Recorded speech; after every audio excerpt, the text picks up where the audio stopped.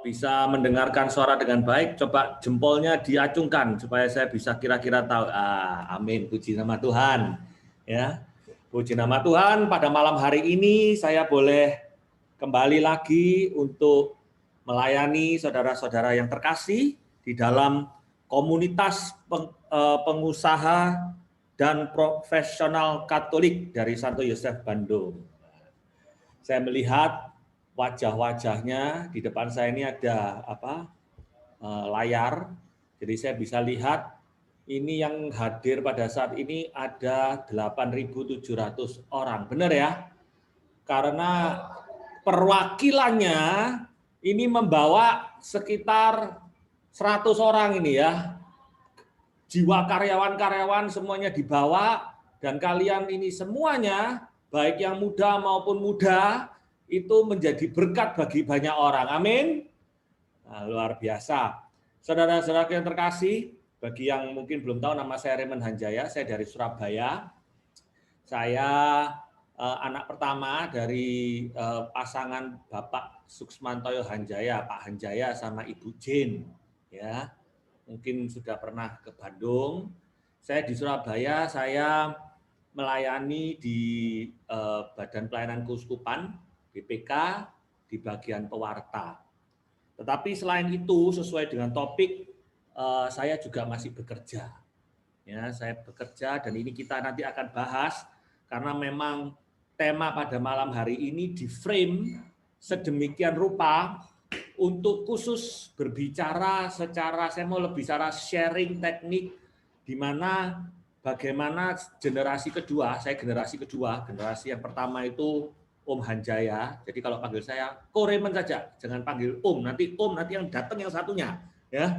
Yang papa saya sudah 70 lebih tahun, 71 tahun ya. Nah, judul tema pada malam hari ini luar biasa. Work with Next G, Next Generation ya. Kita akan berbicara mengenai bagaimana kira-kira alur cerita pada malam hari ini, bagaimana sebagai generasi yang kedua kita ini bisa terus meneruskan keberhasilan atau legacy atau perusahaan daripada generasi yang pertama. Ya. Dan saya melihat di sini rupa-rupanya yang datang tidak cuma generasi kedua, juga ada generasi yang pertama ini ya. Nah, jadi tidak apa-apa. Jadi nanti posisi saya memposisikan ini saya berada di tengah-tengah. Kenapa di tengah-tengah?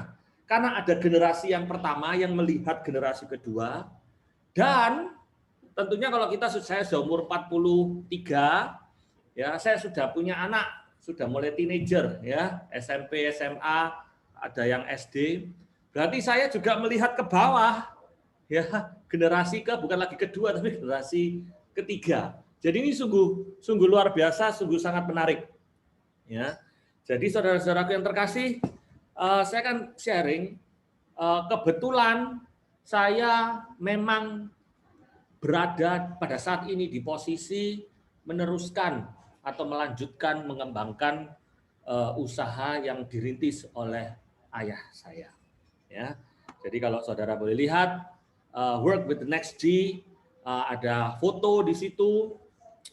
Saya bersama dengan papa saya. Ya, kami bekerja di bidang minyak pelumas, industri, dan itu sudah dirintis dari papa saya, mulai dari pegawai, mulai dari bekerja dengan orang, kemudian diambil pabrik, dan dia mempunyai usaha sendiri, dan saya akhirnya memutuskan bagaimana saya bisa memutuskan dan bisa meneruskan dan bisa melanjutkan usaha dari papa saya, padahal saya sudah 17 tahun berada di Amerika.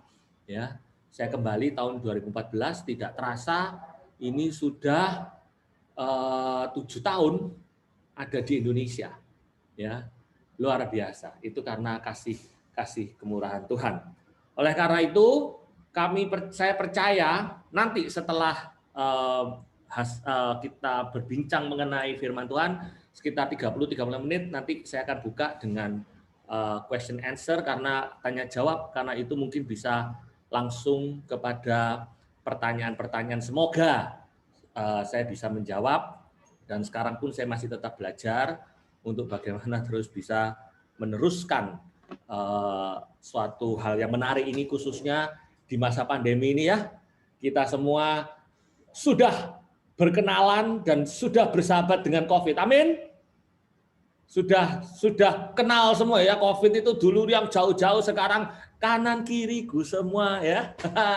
Sudah ada. Jadi kita semua tidak boleh sebagai pengusaha Katolik, profesional Katolik, justru inilah maka saya tadi katakan, wow, 9.500 orang sudah hadir ya.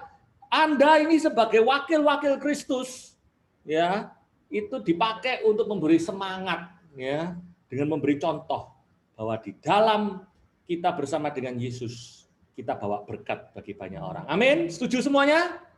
Kalau setuju, mari kita mau unmute.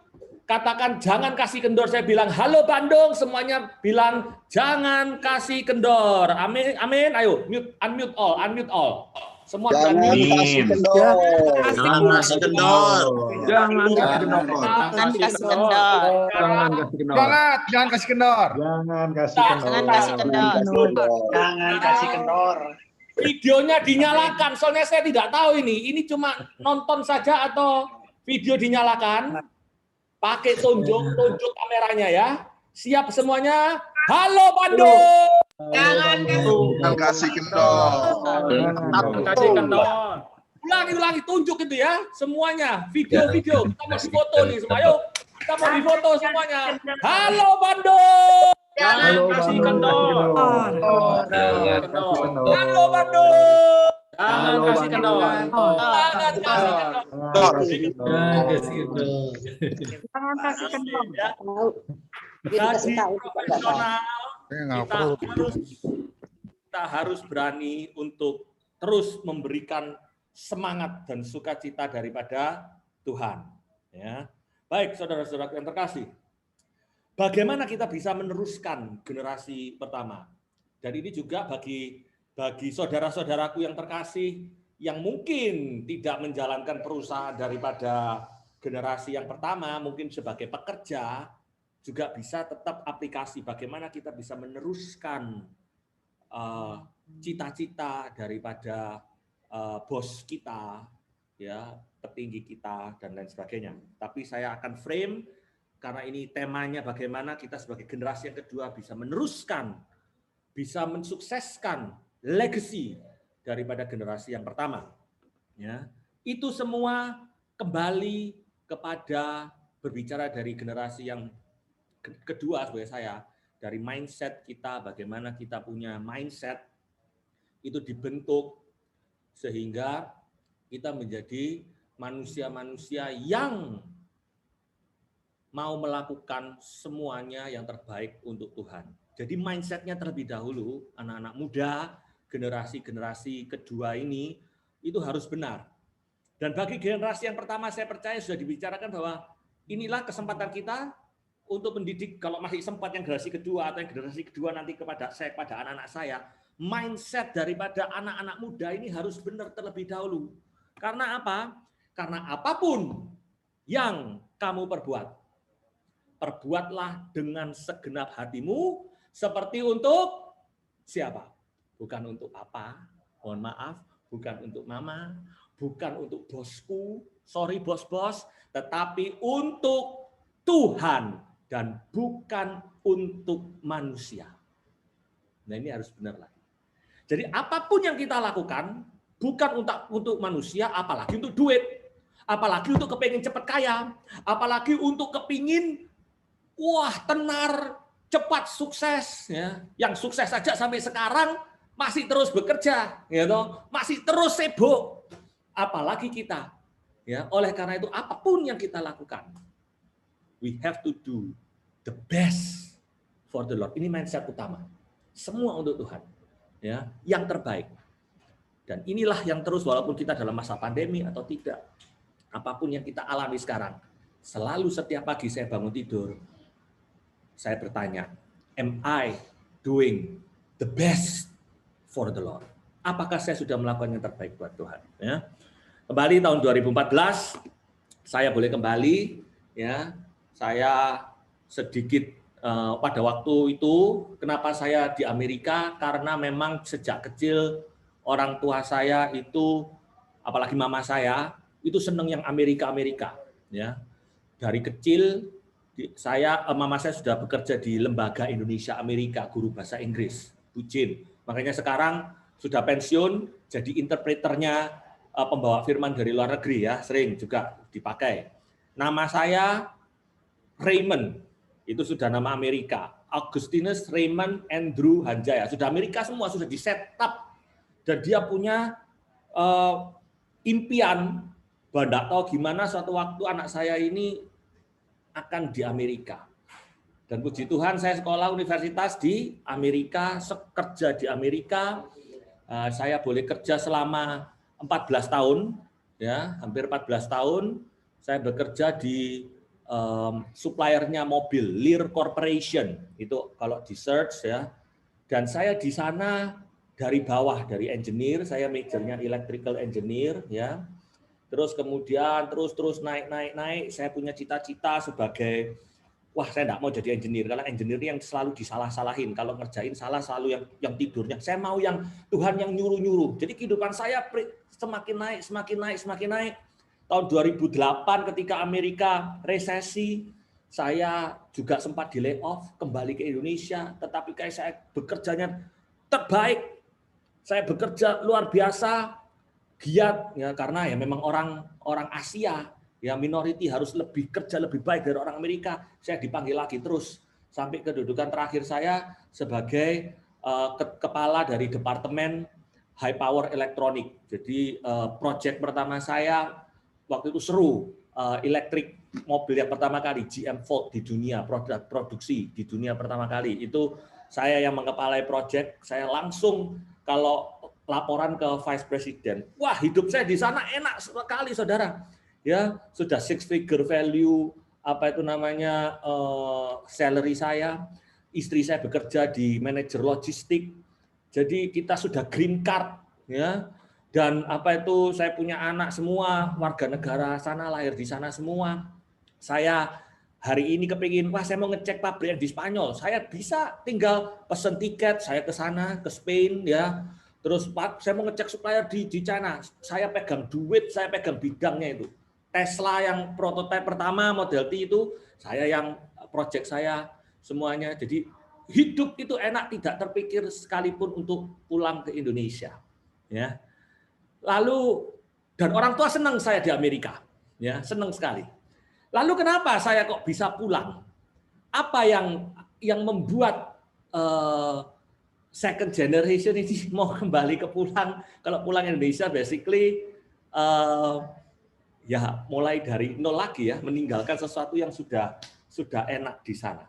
Ya, nah ini kita harus. Saya akan berlanjut bahwa semuanya itu bisa saya lakukan karena saya terus evaluasi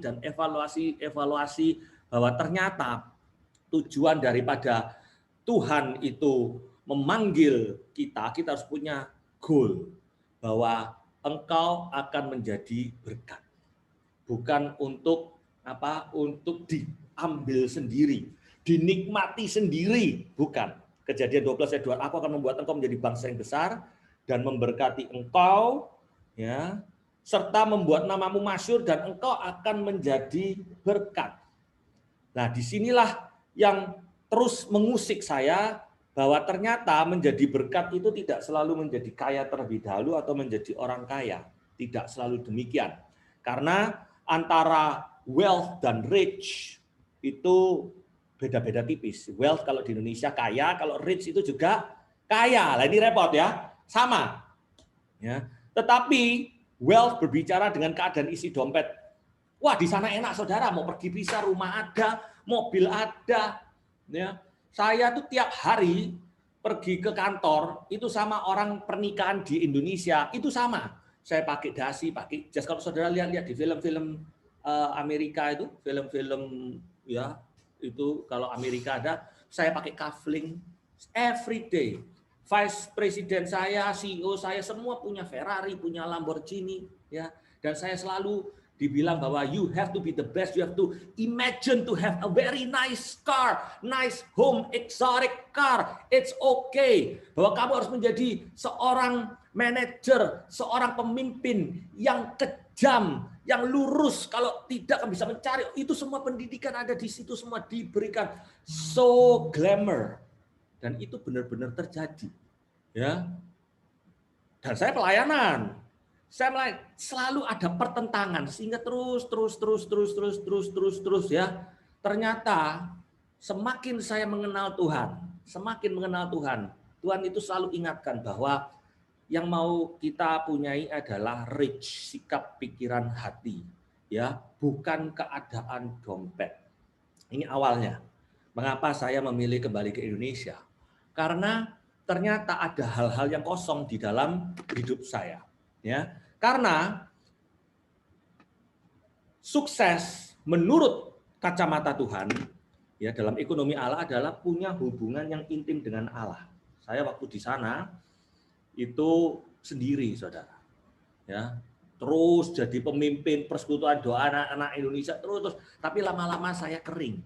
Ya, punya hubungan berkualitas dengan keluarga. Nah, ini menjadi pemikiran saya bahwa kalau saya di Amerika terus, nanti saya umur 55 tahun, 60 tahun saya dimasukkan sama anak saya ke panti jompo. Ya. Dibayarin sama anak saya, karena saya percaya anak saya sukses, tapi saya dimasukkan ke panti jompo. Kenapa? Karena di Amerika semuanya begitu. Cara mereka mencintai. Ya.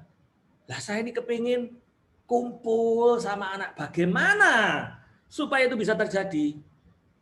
Saya bisa khotbah kepada anak saya.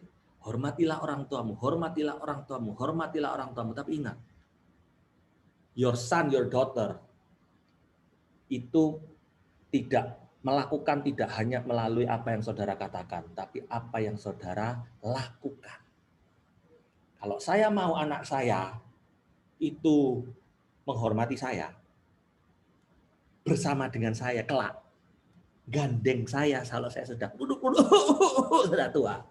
Saya harus berikan contoh bagaimana saya menggandeng orang tua saya, bagaimana saya jemput papa saya, bagaimana saya ngajak papa saya makan, mama saya makan, bagaimana saya mendengarkan omelan papa mama saya. Itu harus saya pertontonkan di depan anak-anak saya. Ya. Jadi punya hubungan kualitas dengan keluarga. Terus lanjut punya keuangan yang sehat. Ini bonus ya. Karena menurut Mother Teresa, keberhasilan sejati tidaklah diukur dari seberapa banyak hasil yang engkau capai, melainkan seberapa banyak hubungan-hubungan yang berhasil engkau bangun. Ya, jadi ini luar biasa sekali. Oleh karena itu, saudara-saudara, tadi kita harus punya goal. Goal kita apa? Menjadi berkat. Ya, ini yang cepat. Bahwa bukan wealth tetapi rich. Ya, harus rich. Jadi saya sadar bahwa di dalam menjadi rich itu ada 6 harta yang harus saya punyai.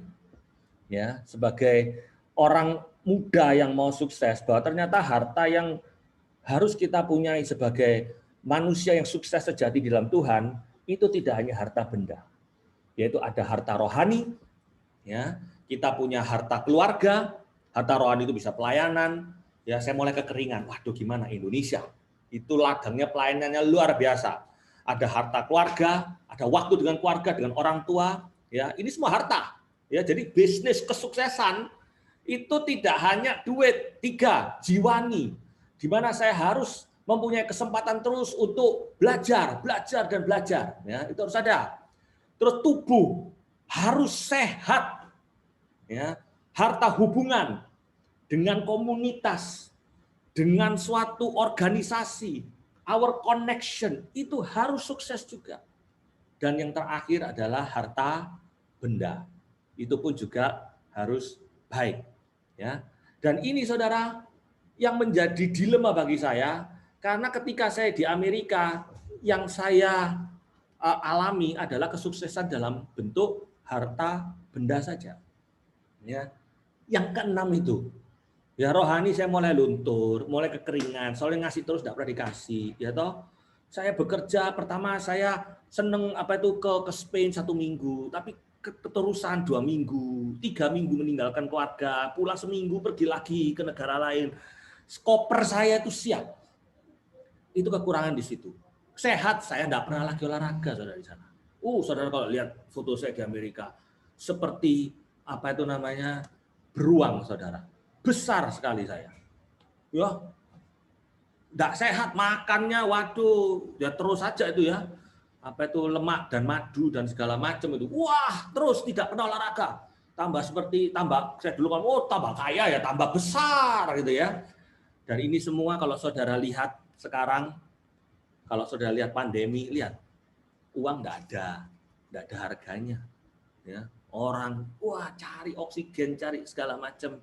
Saya bersyukur karena saya pulang Indonesia boleh dipersiapkan oleh Tuhan 7 tahun lamanya. Dan saya mulai menyeimbangkan ini bersama dengan orang tua saya. Saya pulang ke Indonesia, saya namakan, saya bentuk suatu, papa saya bilang, ya oke, papa saya tahu dia punya berjalan di bidang minyak pelumas. Saya pulang, PT saya nomor 1, our mindset, itu harus sesuai. Yaitu apa? Saya punya PT namanya Eka Abatra Jaya. Eka, 1, Aba, Bapak, Putra, Abatra Jaya. Jadi kesatuan antara bapak dan anak. Kalian menjalankan papa dan saya, terus Jaya. Dan hebatnya papa saya, ya nomor 1, iklannya dia luar biasa. Wah, papa sudah punya, bikin saya hitung. Saya lulusan electrical engineer, terus kemudian saya dapat gelar MBA. Wah, sekian, saya hitung. Wah, bisa saya hidup. Sebelum pulang saya studi dulu di Indonesia itu harus bagaimana?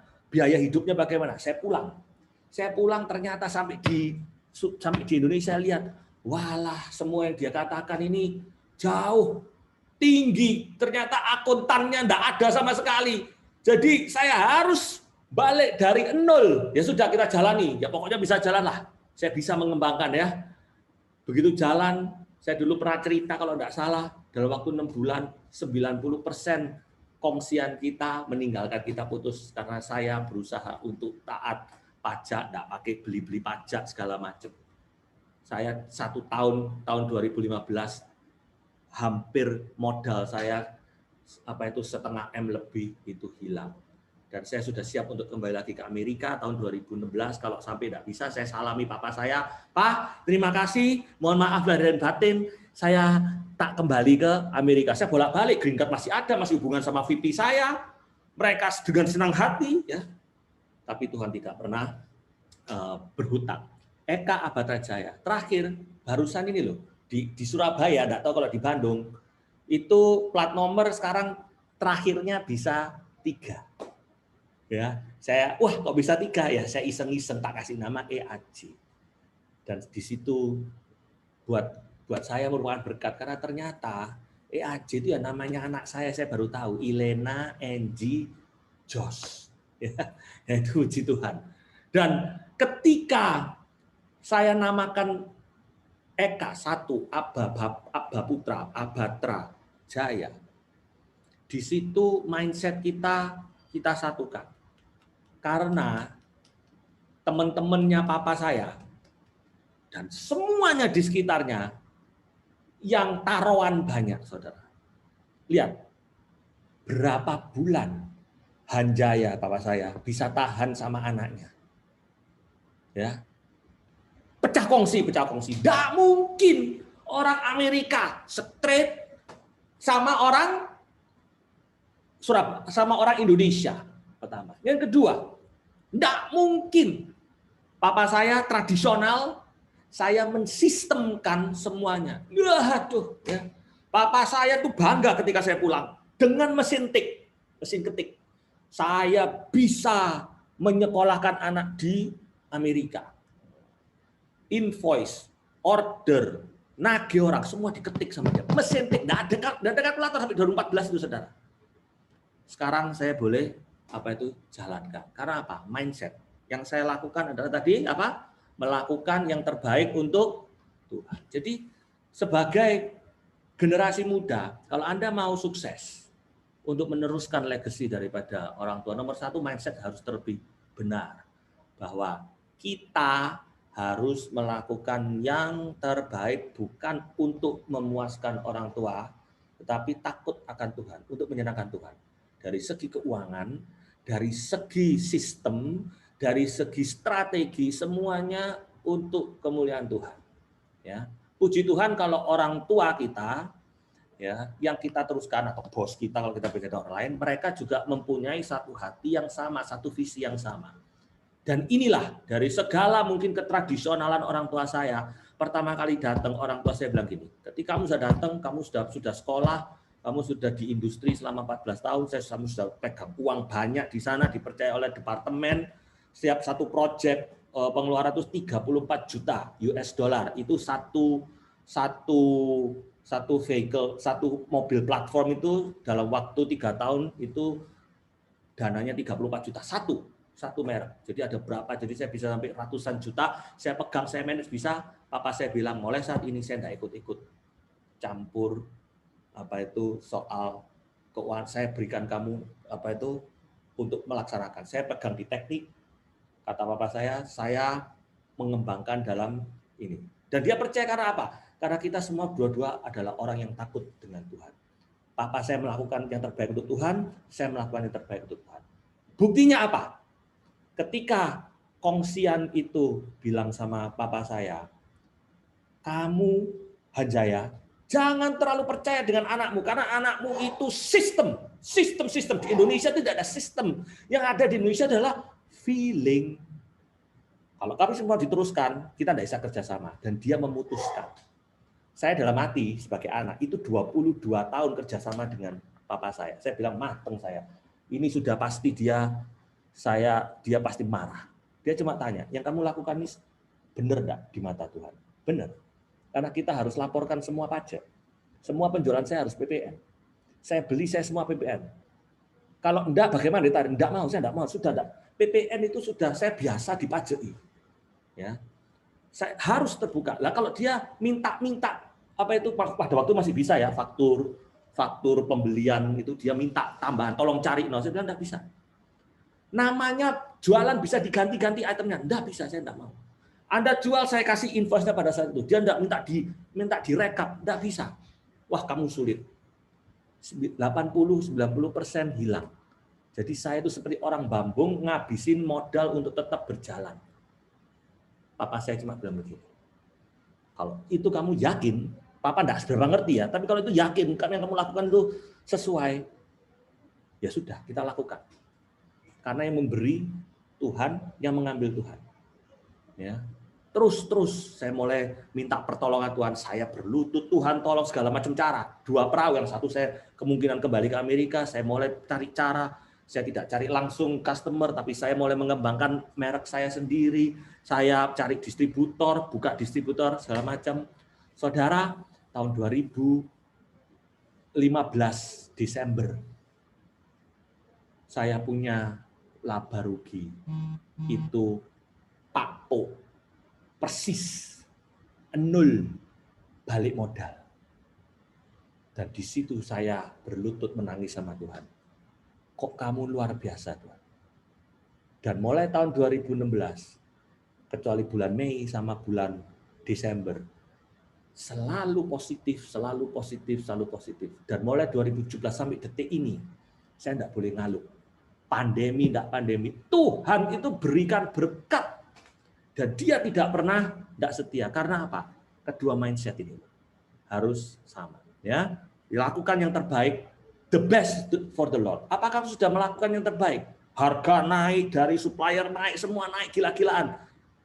Tuhan, aku tetap melakukan yang terbaik. Ya, yang terbaik. Apakah sudah melakukan yang terbaik? Ini mindset yang pertama. You have to do your best. Yang kedua, di dalam kita bekerja sama, meneruskan legacy daripada orang tua kita, kita harus sadar yang dicari apa. Kalau goalnya adalah untuk cepat kaya, terus harta. Lihat, saya datang ke Indonesia, saya tidak cari harta. Karena harta saya sudah pernah merasakan. Tapi saya mulai bangun kerohanian saya. Saya masuk terlebih dulu. Apa hubungannya dengan saya meneruskan legacy? Karena kesuksesan sejati itu harus full, harus menjadi yang seimbang. Anda rohani terus, pelayanan terus, tidak punya duit, ya, tidak punya keluarga, pelayan Tuhan, tapi keluarga berantakan, tidak bisa. Anda keluarga terus orang family man, tapi tidak punya pekerjaan, tidak sukses di bidang itu, tidak pergi ke gereja, ya tidak bisa, saudara. Ya, bangkrut. Ya, saudara belajar terus, teori terus, pinter terus, tapi tidak pelayanan, ya, tidak olahraga. Ya, S1, S2, S3, akhirnya dapat S4, dapat gelar, suka senyum-senyum sendiri. Gendeng, saudara, gila, ya toh? Itu juga bisa. Ya, olahraga terus, wah, sampai badannya berotot-otot kuat, bertengkar sama temennya, ditusuk sama pisau, mati, saudara. Barusan di Surabaya, ya, repot, ya. Hubungan terus, koneksi. Terlalu banyak koneksi. Disuruh PPKM, tidak bisa, akhirnya ya kena COVID karena terlalu banyak koneksi. Ya, ini segala macam, kerja. Jadi harus saatnya saat ini pandemi. Kadang-kadang Tuhan itu juga perbaiki saudara dan saya. Apa yang kurang? Oh, kurang hubungan keluarga. Dibuat saudara yang kerjanya tidak kebanyakan, disuruh berhubungan dengan keluarga. Dan ini saya lakukan, melayani bersama dengan orang tua saya. Melayani bersama dengan keluarga saya, apalagi saya punya family worship bersama dengan anak-anak dan segala macam, bisa sama opa omanya. Ini loh harus seimbang, harus terjadi. Ya, saya mengajarkan bagaimana saya melayani bersama dengan papa mama saya, anak saya melihat, dan itu harus menjadi gaya hidup. Ya, jiwani, belajar, retret bersama-sama. Sebagai di BPK kita ada retret pewarta, Pak Hanja itu sudah senior, datang. Walaupun yang ngajar anaknya, ya senior atau siapa datang, sama-sama ikut retret, ya sama-sama ikut pengajar seminar. Saya sama papa saya datang dia, ya tubuh olahraga. Wah kalau sudah tua saya tidak olahraga, saya mulai olahraga karena saya ngasih firman gini, saya sendiri tidak olahraga, saudara. Untung Tuhan saya ingatkan saya mulai kembali pertama kali seumur hidup nge-gym, ya itu 2 tahun yang lalu. Tahun 2019 sebelum COVID, puji Tuhan, ya. Dan ketika saya kena COVID, saudara, cepat sembuhnya. Papa saya mulai jalan, olahraga, ayo ya, terus dia barusan kena COVID sembuh karena hidup sehat, ya. Dan terus ya kita hubungan. Nah, hubungan ini luar biasa. Sejak kecil ditimbulkan suatu keinginan untuk senang terhadap pekerjaannya papa saya. Saya masih ingat dulu masih kecil, papa saya kalau nge-sales, saya diajak mobilnya dia duduk. Kamu lihat ya, cara papa kalau menjual barang dan menjelaskan kepada customer, bagaimana saya menjual barang itu tidak produknya tak jual, tapi saya berusaha membantu mereka agar supaya dia bisa menikmati hasilnya, mendapatkan suatu penghematan. Terus harus penghematan, terus tidak ada menjelek-jelekkan produk lain, tidak ada. Saya diajak, saya masih kecil, diperkenalkan sama customer-nya anak saya suruh duduk, dia ngoceh. Dan di situ saya bangga. Keren ya papaku ya, keren ya. Sampai pulang dari Lawang, dari itu Bentul dulu tuh, pulang saya papa saya cerita, ya gimana dia membangkitkan semangat anaknya. Itu yang saya tiru, ya. Dan kalau saya tanya anak saya, nanti kalau anu kemana? Kamu mau jadi apa kalau besar? Aku mau seperti papa. Waduh, senangnya luar biasa. Tapi jangan seperti papa, harus lebih hebat lagi dari papa. Ini sudah masuk ini ya. Jadi puji Tuhan. Nah, bagaimana kita sebagai generasi kedua, ketiga, atau kalau masih kesempatan generasi satu, terus mengucapkan sesuatu yang positif, yang baik didengar, yang manis, ya, itu kepada anak kita mengenai apa yang kita lakukan. Karena sejak kecil anak-anak akan melihat orang tua itu sebagai role modelnya. Ya, ceritakan. Kalau di Amerika ada yang namanya work days, ya parents child day. Anak-anak dibawa ke mana? Ke kantor, wah ditunjukkan di situ orang tua bisa membanggakan ini loh aku bekerja gitu. Itu penting. Ya. Dan saya rindu itu. Saya dulu enggak habis pikir kok saya orang pulang Indonesia sudah dapat green card kok enak. Tapi saya, yaitu pertama saya awali tadi apa? Saya enggak mau mati sendirian. Ya, saya dipati jompokan. Waduh, kalau begitu sebelum umur 40 saya harus membuat suatu keputusan di Amerika terus atau di Indonesia. Dan ketika umur 35 saya cetuskan, saya ya gimana kalau pulang Indonesia. Ternyata orang tua saya yang kepingin saya di Amerika. Dengar begitu, dia jadi overjoy. Wah, kalau begitu ya, ngomongnya itu bisa seperti saya lihat, oh dia ada keceriaan. Ya, saya pulang. Ya, saya pulang. Dan kalau saya pergi mana-mana, saya selalu jemput papa saya pergi. Setiap hari jemput mama saya, papa mama saya pergi bareng-bareng. Anak saya ngomel. Kenapa sih kalau pergi kok mesti sama opa oma? Kenapa mesti sama opa oma? Karena saya bilang karena itu adalah papa mamanya papa. Jadi harus pergi sama-sama. Dan itu terjadi terus karena mereka tidak terbiasa. Sekarang kalau pergi-pergi, lupa mah enggak jemput opa. Nah, nyantol. Ya. Jadi ini harus menjadikan suatu gaya hidup. Harta keluarga ini harus terjadi di dalam kita agar supaya ini turun dan kita punya mindset aku melakukan yang terbaik dan aku melakukan untuk Tuhan. Ya. Jadi saudara-saudara, bagaimana supaya kita ini bisa terus mensukseskan? Kita motivasi kita harus benar. Motivasi anak muda, generasi yang super cepat, semuanya kepengen cepat ini adalah bahwa jangan kita kepengen cepat kaya. Ya. Khususnya bagi yang meneruskan usaha atau legacy daripada orang tua. Wah, orang tua aku sudah mantap, jadi aku tinggal apa yang bisa aku dapatkan supaya aku sudah ada, orang tua aku sudah ada, jadi aku tinggal cepat kaya. Saran saya, mungkin sudah dilakukan dari generasi pertama, anak-anak itu harus mengalami suatu proses, harus mengalami proses. Ya, saya prosesnya gimana? Kalau di Amerika dari kacung, dari engineer, saya sampai harus melek jam 2 pagi, 3 pagi, masuk lagi jam 7 kalau sudah mau launching, itu saya mengalami. Nggak enaknya kerja sampai menjadi kepala departemen, itu saya mengalami. Di Indonesia saya balik pertama bangun sistem. Bangun sistem saya enggak panggil, saya harus mengerti. Karena di Amerika ada, cuma ini sekarang Indonesia dari pembelian, penjualan, masuk kas, ya toh, terus perakitan, terus habis itu prosesan segala macam saya harus melakukan sendiri. Sehingga nanti kalau saya sudah mulai hire orang, saya tahu. Kalau ada orang bilang enggak bisa, Pak. Ini enggak mungkin dilakukan. Enggak bisa. Waktunya tidak selama itu. Sini tak kasih contoh. Lain saya harus melakukan sendiri. Saya minta belajarin saya dulu. Ya, apa sih pajak kok gimana? Oh sistemnya Pak, kalau mau sistem pembelian itu ada semuanya. Dan bahkan kalau Bapak tutup laptopnya bisa keluar keuangan yang kedua. Lah buat siapa? Buat orang pajak Pak. Loh, kalau Bapak tekan tombol ini bisa lagi keluar yang ketiga. Buat apa? Buat istri Bapak. Kalau Bapak mau ada bisa istri kedua, ketiga, bisa macam-macam itu keuangannya. Saya bilang, enggak, standar aja, enggak ada apa-apanya. Dibuka, yaitu keuangannya. Yakin Pak? Yakin saya. Nah itu ya, saya belajar. Baru setelah saya mengerti, panggil orang yang ahlinya pajak, panggil orang ahlinya akuntan, panggil orang yang ahlinya finance. Dan saya melakukan, Pak, gimana Pak? Transparan. Tapi saya mau, tax planning. Ya, saya lakukan. Ya. Tapi tidak ada yang ditutup-tutup ya. Dan kalau saudara merasakan selama pandemi ini yang paling kepo siapa? Orang pajak ya, karena pendapatan dia sangat-sangat minim.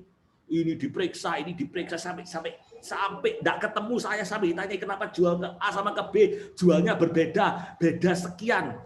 Pak, yang satu drum, yang satu pil ember Pak, jadi harganya 10 kali lipat. Oh gitu. Sampai sedetail itu mereka tetap godek-godek. Oh ya sudah Pak, ya. Saya terus jelaskan memang sulit, tapi ya itu Indonesia. Harus coba. Bersama Tuhan kita pasti bisa ya. Jadi motivasi kita, lihat kalau anak muda sudah dapat dari orang tua, kemudian dia kepingin cepat kaya, hartanya cepat diperoleh akan berkurang, tetapi siapa mengumpulkan sedikit demi sedikit menjadi kaya. Ya, anak muda harus melalui proses. Tidak ada orang yang sukses tanpa proses, tanpa sulit-sulit dulu, tidak ada. Tidak ada yang instan. Kalau mau instan, ya buatlah mie instan. Itu aja yang instan. Lainnya tidak ada yang instan. Milik yang diperoleh dengan cepat pada mulanya akhirnya tidak akan diberkati. Nah, ini pembelajaran bagi saya. Ya, tidak ada sesuatu yang Tuhan berikan instan. Bahkan saya harus diizinkan oleh Tuhan untuk mengalami setengah kebangkrutan. Padahal benar loh. Supaya apa? Supaya tahu caranya bangkit. Ya. Dan saya selalu bilang kalau sama anak saya sudah mulai bisnis, ya kecil-kecil pandemi, cuci sepeda, ya, dijemput sendiri, ya. Terus Pak bagaimana? Tak modali. Anak saya yang nomor 1 sudah buka cake. Wah, sekarang mulai laris ulang tahun apa. Itu semua terjadi karena pandemi. Kalau gagal bagaimana? Saya berkeputusan, lebih baik anak saya gagal ketika saya masih hidup daripada dia gagal ketika saya sudah tidak ada. Jangan takut gagal, karena gagal adalah suatu.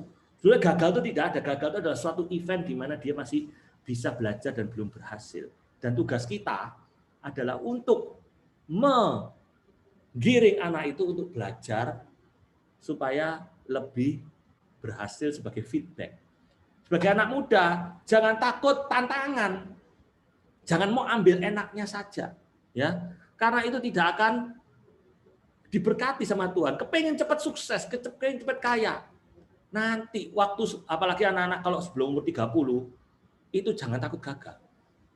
Sebelum umur 30. 30 sampai 40 adalah waktunya kita mulai menekuni sesuatu yang sudah hampir permanen. 40 sampai 50 sudah mulai memikirkan bagaimana saya nanti akan menurunkan kepada anak saya. Hampir 50 sudah mulai transfer kepada anak. 50-60 sudah mulai memikirkan income pasif. 60 ke atas sudah income pasif. Nah, ini harus terpikirkan. Planning itu sudah harus ada. Ya. Makanya kenapa saya katakan 40 itu angka sakral. Kalau 40 lebih kita harus menekuni benar-benar apa yang sudah harus ekspertis. Kalau Anda bekerja sama orang yang the best, ya, untuk kemuliaan Tuhan. Atau saya umur 35 saya kembali saya the best karena saya ini memang terlambat tapi terlambatnya masih dalam kurun 40 itu. Ya. Saya 43 sudah ya di perusahaan saya dipercaya sebagai direktur utamanya. Saya yang laporan keuangan papa saya cuma untung. Wah, bagus ya. Terus naik untung. Oh iya. Tapi dia enggak mengerti karena saya pakai ahlinya ini loh, ya. Jadi kalau masih belum umur 30 jangan takut gagal atau kebalikannya kepingin cepat kaya. It's not the time yet. Ya, harus mengalami suatu proses, ya. Harus mengalami suatu proses. Ya. Ini saya kasih suatu contoh bahwa kita kenapa kok perlu diproses? Karena kalau kita lihat firman Tuhan, Ulangan 28:13, konteksnya kan begini, Tuhan akan mengangkat engkau, anak muda, direktur muda, ya toh, yang baru dikasih sama papanya perusahaan, ya, menjadi kepala dan bukan ekor. Engkau akan naik dan tidak akan turun. Wah iya, itu firman Tuhan ini memang benar pada saatnya ketika kita mengalami pemrosesan setiap tugasnya daripada generasi pertama. Semoga untuk ketika memberikan kepada anaknya, dibiarkan untuk mengalami suatu pemrosesan. Pemrosesan juga berarti apa? Berani, tidak takut untuk menghadapi masalah. Masalah, kalau di saya, masalah keuangan, masalah dipanggil customer jam 2 pagi, pabriknya bocor, saya harus pergi ke gudang sendiri, pakai L300 sama istri saya, naik nodrem. Pernah saya alami semua, saudara. Ya. Terus kemudian digeruduk sama polisi, suruh ngadep polisi, ya, menjelaskan. Nah, dipanggil orang pajak, pernah semua. Terus kemudian akhir-akhir orang lingkungan datang, ya. Dan semuanya itu Tuhan izinkan terjadi. Supaya apa? Supaya kita menjadi yang baik. Mau enggak melakukan? Ya. Tahun 2020 sebelum pandemi, puji Tuhan, saya tidak terpikirkan saya punya bisnis saya ini dari yang hanya distribusi menjadi industri. Dari industri itu berarti harus punya apa? Punya IMB-nya, segala macamnya, itu industri. Tidak terpikirkan, kok bisa itu Tuhan? Melalui proses, saya harus tanya ini, panggil orang, ya toh. Itu semua mengalami proses. Papa saya biarkan, ayo, kamu kalau mau menjadi besar, ya kamu harus melakukan. Ya, saya mau tidak hanya jual, tapi harus membuat saya menjadi industri di migas. Bagaimana caranya?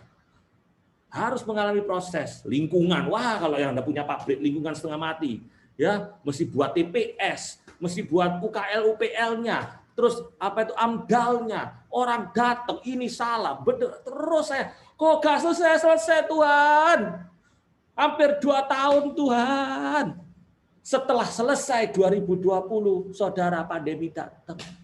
Pandemi datang, yang boleh kerja cuma sektor esensial, energi, harus dapat dari Kementerian Industri bahwa kamu itu benar-benar sektor esensial. Saya cuma bisa bilang, Lord, waktumu itu kok luar biasa. Kalau kita setia ini, ya, harus mau berani mengalami kesulitan-kesulitan ini. Dan yang terakhir, saudara, agar supaya kita tuh bisa terus, ya, membuat legacy daripada generasi yang pertama, bahwa kita harus punya real spirit of excellence. Ya. Karena apa? Kalau kalian saudara perhatikan, generasi pertama yang mindsetnya kacau, itu generasi pertama membangun, tetapi generasi kedua bagaimana? Mereka menikmati. Setelah itu generasi 3, anaknya generasi anak kita apa? Menghancurkan. Banyak loh ini terjadi. Papanya sudah siap-siap, orang tuanya wah sudah sukses, anaknya tinggal jadi menikmati, anaknya perusahaan itu sudah ada lagi. Goal setelah daripada talk malam ini kepada para muda, generasi pertama, orang tua kita yang sudah membangun, saya harus membesarkan. Tujuannya apa? Kalau anak itu melihat orang tua saya, saya itu melihat orang papa saya ini tidak jor-joran, tidak untuk kaya, ingat, dia nanti akan meneruskan, melambungkan semakin besar. Karena apa? Kalau kita tidak bisa memberi yang terbaik, ya, dikatakan Amsal 13 ayat 22, orang baik meninggalkan warisan kepada anak cucunya. Tetapi kalau kita tidak bisa mendidik, tidak bisa mewariskan, ingat loh, kekayaan orang yang berdosa itu disimpan bagi orang yang benar. Kalau kompetitor kita melakukan ini, dia membangun, membesarkan, mengambungkan, ya. Kegagalan itu bukan karena Tuhan tidak berkati loh, itu karena kesalahan kita. Saya berada di generasi kedua. Tanggung jawab saya adalah melakukan yang the best for the Lord. Untuk apa? Membesarkan. Membesarkan perusahaan. 1, itu harta yang ke-6, salah satu. Untuk itu semuanya harus seimbang. Saya bangun relasi dengan Tuhan. Supaya aku tidak salah jalan. Aku bangun relasi dengan keluarga, dengan papa mamaku. Ya, dengan anak-anak supaya mereka semua melihat apa yang saya lakukan. Ya, ada hubungan. Saya jalin bersama-sama kesehatan tubuh, hubungan, connection.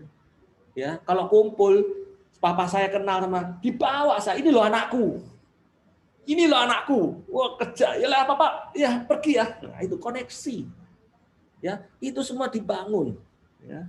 Keberhasilan tanpa penerus adalah kegagalan. Itu penting. Ya. Jadi sebagai generasi yang kedua, supaya bisa kita melanjutkan, jadilah pengikut yang setia. Pemimpin yang baik bermula dari pengikut yang baik. Saya bermula dari mengikut papa saya. Saya sudah tadi bilang electrical engineer, buat mobil listrik. Papa saya bisnisnya minyak pelumas. Berarti apa? Berarti berbeda. Kalau dulu saya jangan pakai minyak, sekarang harus pakai minyak pelumas. Tapi saya belajar dari dia di Indonesia. Gimana caranya jual? Bagaimana menghadapi orang Indonesia? Bagaimana customer Indonesia? Bagaimana cara membantu orang? Bagaimana kita membuat orang itu merasa pakai itu, oh ya ini loh manfaatnya seperti ini. Bagaimana kita bisa customer kita itu bisa merasa nyaman. Bagaimana menghadapi masalah. Saya belajar jadi pengikut. Makanya jangan jadi bos dulu. Hai anak-anak muda, jangan kasih kendor. Bandung ya. 1 Korintus 11:1. Jadilah pengikutku seperti aku juga menjadi pengikut Kristus. Ini Paulus. Jadi dia berhasil ketika jadi pengikut dulu, belajar dulu. Ya. 2, supaya bisa melambungkan, bisa mengembangkan. Berkomunitaslah. Bukan hanya komunitas persekutuan doa saja. Ya, saya bilang sama orang-orang, kalau saudara berkomunitas sama anak-anak sel, saya di HSM, komunitas sama HSM boleh. Tapi kalau hidupmu cuma komunitas sama anak-anak HSM, yang sedih, butuh pengharapan sedih. Coba lihat, 9 dari kamu orang ke-10, 9 di antaramu, orang mana? Teman terdekat. HSM, karena komunitasnya HSM. Terus sama HSM, ya kamu akan menjadi orang ke-10 yang sama seperti mereka. Tapi kalau cari teman, komunitas gereja, yes, oke, betul, bagus, harus. Karena bisa mendoakan. Tapi berkomunitaslah sama orang-orang yang sukses juga, yang berhasil juga, supaya kalau lagi lesu, bisnis ini lesu, kita dengarkan jangan dari orang-orang gereja saja. Aduh, ya kita berdoa puasa ya. Iya, berdoalah. Tapi kita lihat idenya orang-orang yang berhasil itu bagaimana. Wah, ini rasanya enggak jalan kok.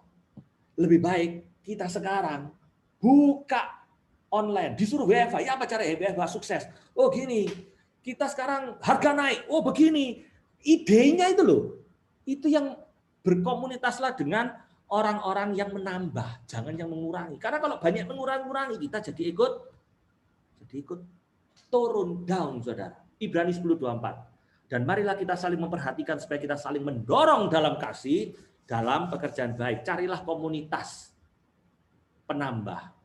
Jangan cari sahabat yang mengurangi. Carilah komunitas pengkali. Jangan cari sahabat yang membagi. Ya, artinya apa? Dalam hal ide. Dalam hal rohani, yes. Rohani harus menambah, kalian mendapat didoakan, tapi berkomunitas sama orang lain. Tuhan pakai doa-doa orang komunitas saya, dan Tuhan berikan berkat bisa dari orang lain. Daniel bekerja sama orang yang tidak mengenal Tuhan. Ya, dapat berkat tuh dia. Teman-teman saya Buddha, ya pengusaha kaya-kaya itu yang susah-susah itu pikirannya itu Buddha, ya. Konghucu, saya berteman dengan mereka, saya baik dengan mereka. Ketika saya ada masalah, dulu apa ya sulit ini semua naik, memang kok semua naik kok. Tapi entena kok, kita lagi turun loh, ide itu ada. Ya, itu berkomunitaslah dengan komunitas yang baik penambah. Jangan yang terus murung. Ya, kalau yang murung saatnya Anda menjadi berkat, yes. Tapi jangan kebanyakan semua 90% murung semua, Anda juga nanti akan murung, saudara ya. Terus kemudian yang terakhir, leadership. 2 Timotius 2:2. Apa yang telah engkau dengar daripadaku di depan banyak saksi, percayakanlah itu kepada orang-orang yang dapat dipercaya, yang juga cakap mengajar orang lain. Nah inilah tiba saatnya. Ketika kita sudah menjadi pengikut yang setia, ketika kita punya komunitas, tidak mungkin kita akan berhasil tanpa berdiri sendiri, enggak. Ya. Berkomunitaslah. Ya. Berkompetisi termasuk berkomunitas. Kompetitor saya berhasil menjual baik. Saya kenal sesama. Saya datang, wah Ciamik. Oh, kamu kok jual dengan harga tinggi? Sekarang pada naik kok bisa jual? Oh, dia kan cerita sama saya. Itu baik. Itu penambah. Dan ketiga, saatnya untuk memberikan kesempatan. Leadership kepada yang muda. Ini pada yang orang tua ya. Kasih ke papa saya, ngasih saya. Aku percaya dengan kamu. Kalau kamu sampai gagal ya paling diklero itu aja.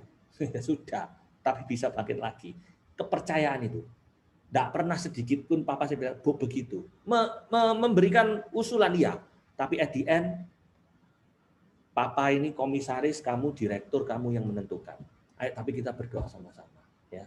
Dan itu juga saya belajar, memberikan kepercayaan kepada anak saya. Mulai. Bisnis. Apa percayanya? Sepeda. Bersihin sepeda. Bersihin sepeda itu saudara, kalau sepeda mini, cuma 1-2 juta. Ini yang datang itu sepeda sampai 120 sampai 150 juta, 250 juta road bike itu. Anak saya baru umur 12, saudara.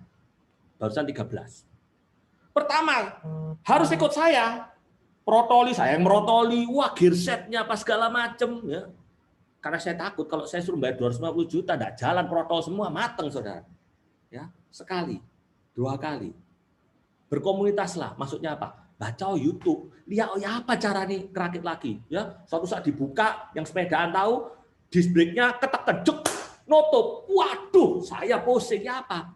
Anak saya, Pak tenang Pak, aku barusan baca YouTube. Caranya gini, dia bisa buka tutut bersihin, di logari bisa lagi. Wah, kami. Dan saatnya untuk saya percaya. Oke, Papa tak jadi quality control. Saya tak ambil ngempet Tuhan, aku ndredeg. Tapi enggak ngomong, saya harus mukanya harus percaya. Bisa, saudara. Dia foto. Ya, kita enggak punya sepeda 250 juta, trek Madonna apa itu, dia S-Book, enggak punya. Tapi saya bersihin, saya foto. Wah, banyak, saudara. Anak saya bisa karena diberi kepercayaan. Nah, itu. Ya. Jadi generasi supaya kita bisa mewarisi mindset yang benar. Yang terbaik untuk Tuhan. Ya, harus benar. Goalnya yang benar. 6 harta itu. Ya. Jangan kita terus duit kepengen cepet enggak. Harus proses. Harus proses. Dan jadilah pengikut yang setia. Lalu apa? Kita mau untuk punya komunitas yang menambah, yang baik. Dan saatnya untuk dipercaya melakukan. Maka saya percaya. Dan dia yang membantu kita di test drive pada saat pandemi ini, saudara akan dilatih untuk menjadi pengusaha yang sukses sesuai dengan kehendak Tuhan. Amin. Silahkan kalau mungkin ada yang mau bertanya, beberapa pertanyaan, bisa videonya dinyalakan, melambaikan, mungkin ada yang kurang jelas atau pertanyaan anak-anak generasi muda ini, next gen, atau bisa pakai raise hand ya. Terus di unmute, silakan.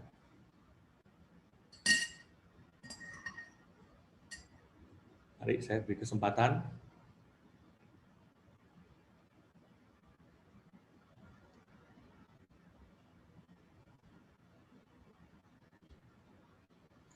Kalau tidak ada pertanyaan ya bagus. Ya, kami persilakan kepada Bro and Sis, Bapak Ibu yang mungkin mau bertanya, bisa langsung nyalain aja mic-nya, bisa langsung bertanya, atau mungkin kalau yang masih malu-malu bisa nulis di chat, di tempat chat, kami persilakan.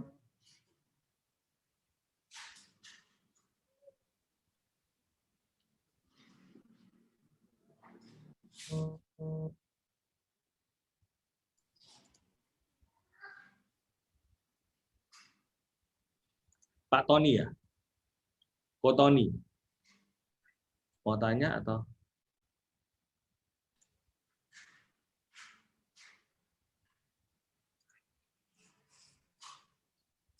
Di unmute dulu Pak kalau mungkin.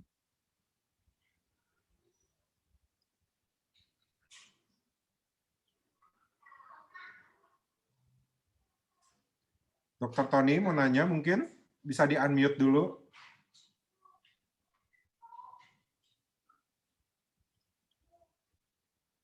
Oke, belum di unmute.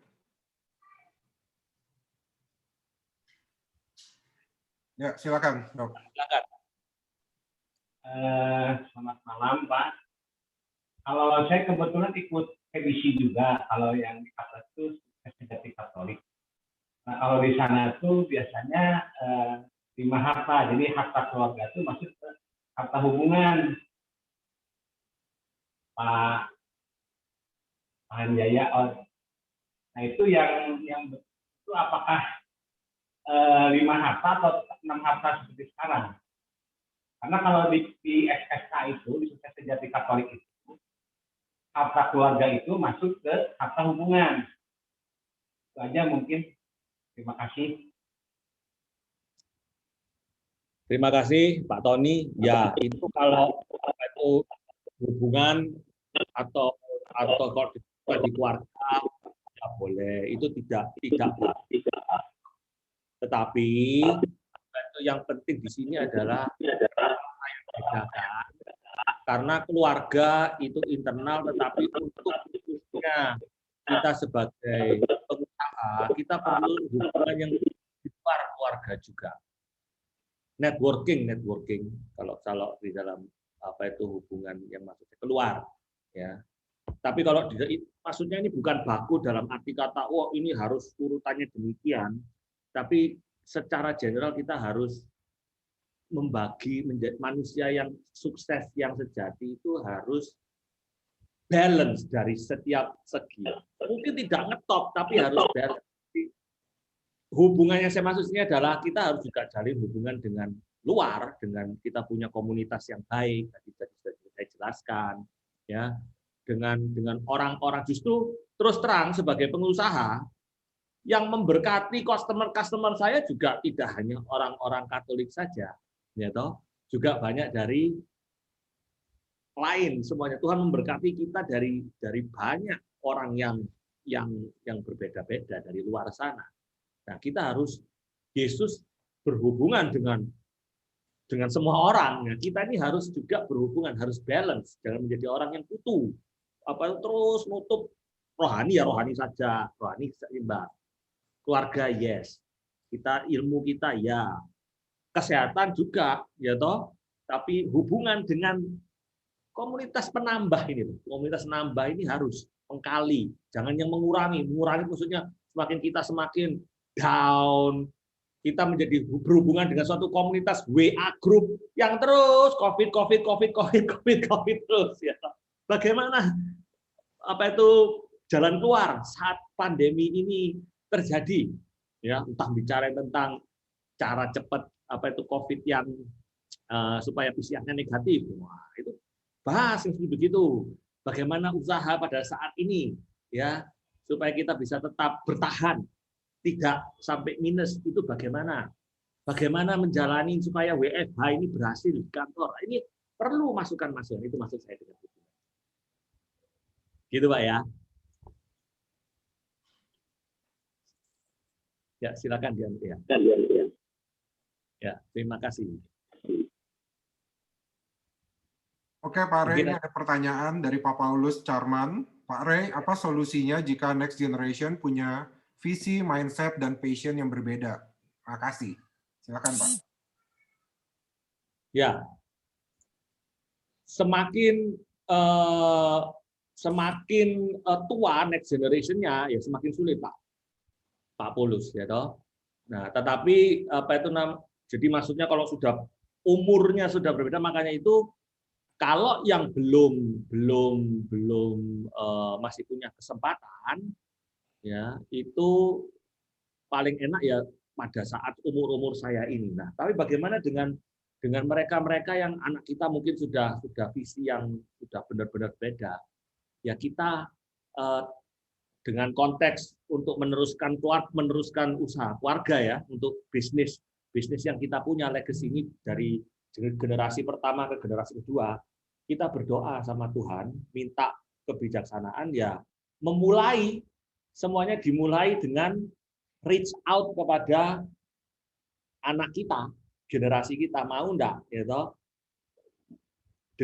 Saya percaya kalau melakukan keseimbangan itu ya, memang sulit, tapi ya daripada terlambat, tetap kita berdoa minta Tuhan, Engkau izinkan enggak ini? Dan belum tentu itu bisa tercapai loh. Kalau belum bisa ya berarti perusahaan ini ya harus dijual atau diteruskan kepada penerus yang lain, orang di luar keluarga. Tapi kalau Tuhan mengizinkan next generation kita untuk mempunyai passion yang sama, ya bagi generasi pertama yang mendengarkan saya pada saat ini sudah mengetahui teorinya, segera dipraktekkan. Karena bagaimanapun juga seorang anak lebih lebih melakukan apa yang orang tua lakukan daripada yang orang tua perkatakan. Itu yang lebih bisa menyentuh anak, apalagi anak muda ya. Anak muda itu ngelihat orang tua itu kadang-kadang papa ini kuno apa gini. Tapi kalau papa saya ini contohnya, kenapa saya kok bisa nyaman ya? Ya, karena dia itu memberikan kepercayaan, membimbing, tapi memberikan kepercayaan, membimbing, memberikan kepercayaan. Doanya orang tua saya kepada saya, wah luar biasa. Apalagi mama saya, Ibu Jin. Aduh, dukunnya Surabaya dalam hal berdoa. Terus berdoa. Saya terus digremengin terus. Doa, nyonyo, doa. Saya posting rumah, saya beli PO, tapi ini apa? Tidak ada yang pesen, ini keliru, dibatalkan. Doa, terus doa. Doa seorang tua itu banyak kuasanya, tetapi juga harus dilakukan dengan tindakan ini. Generasi ini bagaimana diajak ngomong, ya. Kalau saya kan diajak ngomong sejak kecil, diajak papa saya waktu masih kecil naik mobil, bagaimana melihat dia belanja itu ditransfer, brainwash secara positif, ya. Saya kira itu harus melakukan, ya. Apalagi kalau di Amerika itu ya, yang mungkin di Indonesia ini sering orang tua, mohon maaf, kadang-kadang mau itu atau apa. Anak itu butuh orang tua itu untuk menyatakan, tanya gimana. Apalagi sudah kerjasama ya, mindsetnya yang beda mungkin, tapi atau sudah kerjasama, diajak ngomong. Papa ini kepingin seperti ini, ya toh. Datanglah ini balance-nya apa? Mungkin pekerjaannya dia sudah bekerja, sudah meneruskan, tetapi lainnya ini belum balance. Bagaimana? Ya mulai diajak ke persekutuan doa, ke persekutuan doa komunitas pengusaha profesional. Mendengarkan ini ya. Kalau bersama-sama ya diajak makan bersama mumpung lagi pandemi, barbekyuan sama-sama, ngoceh. Anak juga bingung kalau orang tuanya ini kok enggak jarang-jarang ya, soalnya pandemi. Nah ini loh. Semuanya ini ketika terjadi keseimbangan, mindset itu akan terbentuk menjadi gaya hidup yang sama.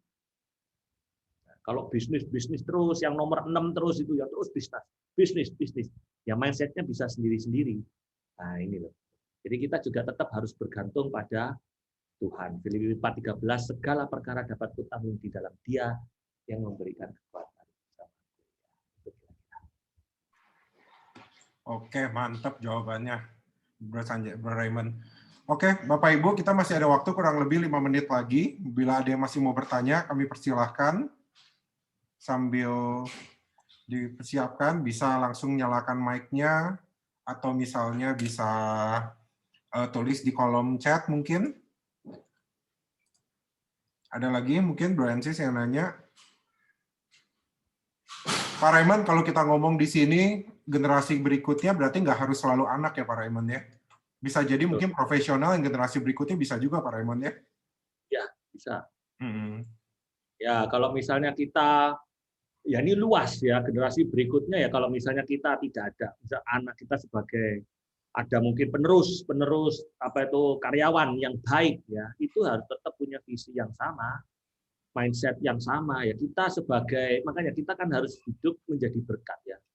Menjadi berkat itu bukan memberkati anak atau karyawan kita dengan uang saja, tapi bagaimana kita bisa memanusiakan karyawan kita. Ya, paling mudah itu adalah tantangan di pandemi ini sekarang. Bagaimana kita bisa saatnya untuk memberkati mereka pada saat mereka ini COVID ini, ya kan? Itu mereka mengenal Yesus dalam peristiwa-peristiwa ini, kelakuan kita ini, ya, mengantigenkan, mem-PCR-kan, yang PCR bagaimana, bosnya ada empatinya apa enggak. Ya. Ya. Kalau orang kebutuhan utamanya kita jamin, ya, kita kadang kepingin orang setia, ini bicara mengenai karyawan, kepingin orang setia, kepingin do the best lah untuk perusahaan, ya boleh ya. Tapi kita harus bagaimana mereka bisa setia tadi itu, setia. Bahwa ketika mereka mengalami masalah, kita ini sebagai bos ini ada enggak bagi mereka? Ya toh. Kalau di Mazmur kan barusan, Tuhan adalah gembalaku, takkan kekurangan aku, gadaku, dan tongkatmu yang selalu menguatkanku, kan begitu Mazmur 23. Ia membaringkanku di rumput yang berumput hijau. Bagaimana kalau karyawan kita ditanyain saat COVID? Pak Raymond adalah bosku, dialah yang menuntun aku. Pak Raymond menuntun aku di rumput yang kering, gadanya Pak Raymond menakutkanku, kan begitu. Ya, wah repot. Kita doanya, wah Tuhan, kok gak. Bagaimana ketika mereka kena COVID? Saudara, saya punya, ini barusan terjadi. Saya punya karyawan ya yang baik sekali. Dia wah kurus-kurus, saya takut, saya antigenkan, saya yang bayar. PCR kan, saya yang bayar. Karena pokoknya kalau dia sudah memang sakit di kerja, saya harus, ya ini tanggung jawab saya. Ternyata normal semua, tapi kok tambah kurus. Saya cekkan BPJS, ayo silakan. Katanya normal, saya tetap tidak puas. Saya tetap biaya, ayo cek darah, ronsen. Ternyata paru-parunya setengah putih, saudara. Dan setelah itu diambil, ternyata dia 100% TBC dan tidak boleh bekerja 6 bulan. Inilah kesempatan saya. Kalau pemikiran secara uang, ya sudah, memang sudah layak dan sepantasnya Anda diberhentikan karena tidak bisa bekerja. Tetapi di lain pihak, nah ini keseimbangan. Kenapa sih orang ini, dulu saya bersaksi, minta Tuhan kasihkan orang, Tuhan tolong berikan karyawan yang baik, Tuhan. Dapat saya bersaksi di sel, wah Tuhan berikan ini. Berarti kan Tuhan menitipkan saya, orang ini, ke saya, supaya saya bisa memberkati dia. Jadi apa yang saya lakukan? Pak, saya tetap nggak izinkan Bapak bekerja. Tapi 6 bulan ini Bapak tak bayar. Setelah sembuh, saya akan berhenti membayar. Kalau Bapak tetap mau bekerja di saya, lapor. Nanti saya akan carikan posisi. Tapi Bapak jangan kerja. Itu setelah saya melakukan itu, saya mengalami kedamaian. Saya mengalami kedamaian luar biasa. Ya. 80%, 75-80% yang kerja di perusahaan saya sudah semua kenalan sama COVID, saudara. Ya. Dan saya berkeputusan sampai detik ini, yang kena COVID pokoknya bukan gara-gara dia jalan-jalan sendiri di perusahaan, tiba-tiba ya memang tidak enak, antigen, PCR, itu saya yang akan tanggung. Loh kan biaya. Kalau saya memberikan, pasti Tuhan akan. Nah ini loh, kita harus melakukan itu. Karena orang itu butuh. Ya toh? Dan Tuhan tidak pernah ya dimasuk rumah sakit sembuh, berapa biayanya? Ditanggung pemerintah. Wah, puji Tuhan, gitu ya. Ada PCR belum itu. Jadi kita harus memanusiakan manusia. Itu berlaku untuk karyawan maupun anak kita ya. Gitu. Saya bicara mengenai 3 hal itu tadi. Menjadi pengikut, terus kemudian kita gabungkan komunitas surrounding-nya dia harus baik dan diberi kepercayaan. Oke. Jadi memang kitanya juga harus jadi contoh dulu ya, Pak Raymond ya. Ya, dan contohnya nggak cuma ngomong aja ya. Harus dilakukan ya, harus di. Palingnya kita itu harus melakukan. Kalau enggak, gini loh, orang Kristen itu ngomong tok, no action talk only. Nah, bagaimana kita bisa? Ya ini pandemi ini kesempatan test drive-nya anak-anak Tuhan. Wah, 100.000 yang datang loh, luar biasa. Itu 10.000 yang datang ya. Ini kesempatan mempraktekkan. Cobalah Tuhan. Saya itu ya selalu. Saya ini orangnya engineering dulu ya. Kalau Tuhan Firman bilang berilah maka kau diberi. Ya saya ini agak karena pikiran engineering gini. Kalau elektrik itu, ya kalau listrik tak sambung, ada aliran listrik pasti menyala. Firman Tuhan itu saya percaya itu sampai begitu. Jadi mungkin buat orang yang enggak eksak seperti saya ini masih aduh apa benar. Kadang-kadang saya itu nyoba, mosok sih Tuhan. Mosok aku memberi, engkau itu kan maha pengasih. Aku tuh tidak mungkin bisa mengalahkan kasih Tuhan. Kalau bisa tak kalah no Tuhan, artinya saya memberi, terus itu kalah, saya tidak mendapatkan perlindungan atau apa. Bukan berarti saya minta nyogok Tuhan. Itu berarti Tuhan itu bukan Tuhan yang maha pengasih. Gitu ya gampangannya. Firman Tuhan, berilah maka kau diberi. Jadilah berkat. Bagaimana jadi berkat? Ya paling gampang ya yang kerja sama kita itu. Bagaimana prakteknya? Ya pandemi ini Tuhan izinkan. Kalau Tuhan izinkan suatu pandemi terjadi, maka pasti akan ada sesuatu yang baik terjadi melalui pandemi. Artinya apa? Sesuatu yang baik terjadi itu akan terjadi sesuai bagaimana kita merespon kejadian ini. Jadi bukan salahnya Tuhan. kalau outcome-nya jelek, itu pasti respons kita yang tidak baik. Diberi kesempatan loh. PPKM diperpanjang nggak di Bandung? Ada wacana ya katanya akan diperpanjang ya Pak ya. Nah, semoga diperpanjang. Supaya apa? Kalau sini kita diperpanjang di Surabaya, supaya kalau masih belum kesempatan bayari orang, ini kesempatan tuh lu tak kasih lagi untuk supaya kita mengalami proses ya. Jadi orang sukses terus mengalami proses. Cobalah firman Tuhan itu. Nanti lihat. Mukjizat itu baru terjadi ketika kita melangkah melewati suatu batas yang namanya batas elit.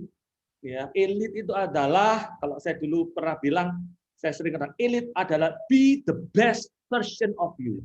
Masalahnya kita ini belum melewati garis the elite line ini. Elit kita ini masih, aduh, nanti kalau aku ngasih bangkrut, sudah ada gini, nanti aku kalau bayari perusahaan itu sudah kurang-kurang lagi. Belum dicoba soalnya. Dan kalau kita terus melakukan hal itu sama, ulang, lah bagaimana kita bisa mengetahui cara kerja kita? Padahal Tuhan kasih kesempatan loh di pandemi. That's the great thing about the pandemic, the COVID, the corona. Woo. Ya. Betul. PPKM Diperpanjang sampai tanggal 25. Tanggal 25. Kalau kita tidak memberi, maka PPKM pelan-pelan kita melar. Ya. Terima kasih. Terima terus toh. Oh, takut tapi kita makan terus, melar Saudara. Pelan-pelan kita melar ya. Oke, thank you Bro Enggun itu informasinya diperpanjang sampai tanggal 25. Ya boleh dikasih kesempatan tapi kita jangan terlalu panjang lagi ya Pak ya. Karena sampai tahun depan kita pusing juga ya. Oke Pak, ini mungkin pertanyaan terakhir sebelum kita tutup dan nanti beralih ke Bro Hengki. Pak Raymond ada pertanyaan mungkin ini dari teman-teman yang mungkin generasi kedua atau generasi berikutnya. Bagaimana cara untuk ngobrol dengan, kan generasi pertama pasti punya tangan kanan ataupun punya pasukan di masa dia dulu membangun kerajaan perusahaannya, betul ya Pak Raymond ya?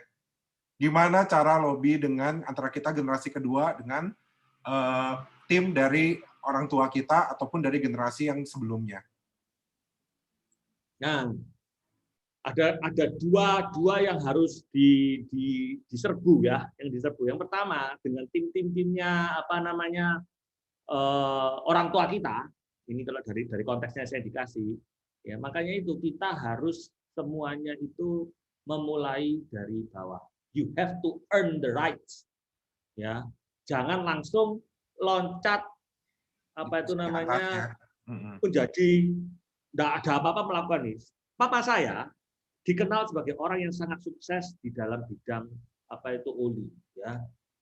Karena pengetahuannya luar biasa, dia menjadi guru luar biasa. Beberapa distributor yang lain, ya memang kalau sudah lama seperti begitu ya, mereka pengetahuan tentang minyak pelumasnya luar biasa Pak. Tapi anaknya biasanya ini pasti baru tidak kenal. Ya, jadi bagaimana supaya you earn the rights? Pertama ya tadi harus belajar, jiwaninya ditingkatkan. Saya belajar, saya harus mengerti. Saya harus berani menjadi sales di dalam bidang saya ya, ke customer. Saya berani menjelaskan ngomong dan saya menghargai yang tua-tua, ini pengikut-pengikut papa saya, tapi saya bisa menjelaskan, saya tidak takut salah. Saya sudah belajar. Kalaupun salah, ya nanti diperbaiki. Menjadi feedback dari saya. Saya membantu mereka agar supaya mereka berhasil. Saya naik peringkat sampai mereka bisa bilang, wah ternyata anak Pak Hanjaya ini lain, turun ke bawah, turun ke lapangan. Jadi apa? You have to earn the rights. Yang kedua menyerbu yang lainnya, yang sisa satunya adalah kita harus komunikasi dengan orang tua kita yang ya, biasanya kecenderungan generasi satu itu apa? Wah, kamu tuh nggak ngerti apa-apa. Kamu udah gini, oke, nggak ngerti. Cuma ajak diskusi dong. We have to communicate. Nah, itu apa? Keluarga tadi, hubungan keluarga. Ya ini memang kadang sulit, kadang enggak. Saya dengan orang tua saya sekeras itu, tapi dia tahu bahwa saya ini orang teknik, baca spek, mengerti. Jadi kalau papa saya hebat di bidang pengalaman. Saya tidak ngerti nul putul tentang minyak pelumas, tapi saya belajar, mempelajari, kita diskusi. Oh, tidak bisa begitu. Ada pertentangan, tapi saya tetap. Firman itu terus jalan terus. Hormati orang tua. Ya Pak, gini. Oh iya. Cuma menurut Papa gini, terus Tante. sambil kita mengadakan diskusi. Dua, komunikasi dengan orang tua, tapi dengan yang lain-lainnya, you have to earn the rights, generasi muda. Nggak bisa langsung, ya, harus mau turun belajar.